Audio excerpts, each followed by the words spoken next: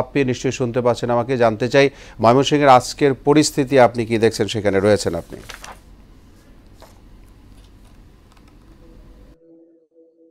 ওলি আপনি জানেন যে বেশ কিছুদিন যাবৎ কিন্তু আহ, বৈষম্য বিরোধী ছাত্র আন্দোলনের শিক্ষার্থীদের যে আন্দোলন কর্মসূচি চলছে, সেই কর্মসূচি কিন্তু গতকালকেও ময়মনসিংহে পালিত হয়েছে। গতকালকে কিন্তু ছাত্র জনতার একটি বিশাল গণমিছিল কিন্তু ময়মনসিংহ নগরীতে অনুষ্ঠিত হয়েছে। তো তো, কালকের যে মিছিলটি ছিল, সেই মিছিলটি কিন্তু বিগত দিনের তুলনায় অনেক বড় হয়েছে। এবং আমরা যে বিষয়টি দেখেছি যে শুধু শিক্ষার্থী নয়, সেই গতকালকের গণমিছিলে কিন্তু বিভিন্ন শ্রেণী পেশার মানুষ অংশ নিয়েছিলেন। তাছাড়া বিভিন্ন রাজনৈতিক দলের কর্মীদেরকেও কিন্তু আমরা সেই মিছিলে দেখেছি। তো এছাড়া যে এই যে কারফিউ চলমান, যে কারফিউ আছে, সেই কারফিউ কিন্তু আজকেও ময়মনসিংহে সকাল 6টা থেকে রাত 10টা পর্যন্ত শিথিল রয়েছে। তো আমি এখন আছি ময়মনসিংহের যে ব্যস্ততম এলাকা গাঙ্গিনার পাড়।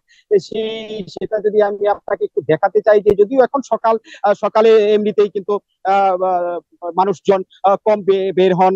তাছাড়া আজকে গতকাল থেকেই কিন্তু বৃষ্টি হচ্ছে, যে কারণে কিন্তু রাস্তাঘাটে মানুষের উপস্থিতি এখন কম। তবে আজ বেলা 11টায় কিন্তু আন্দোলনরত শিক্ষার্থীরা কিন্তু তারা সভা আজকে বিক্ষোভ করবেন টাউন হলে। তো এই বিক্ষোভে আজকে দেখা যাক যে আসলে ময়মনসিংহের পরিস্থিতি কোন দিকে দাঁড়ায়।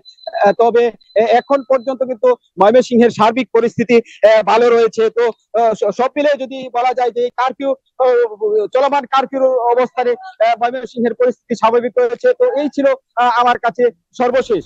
অলি, বাপি, আপনাকে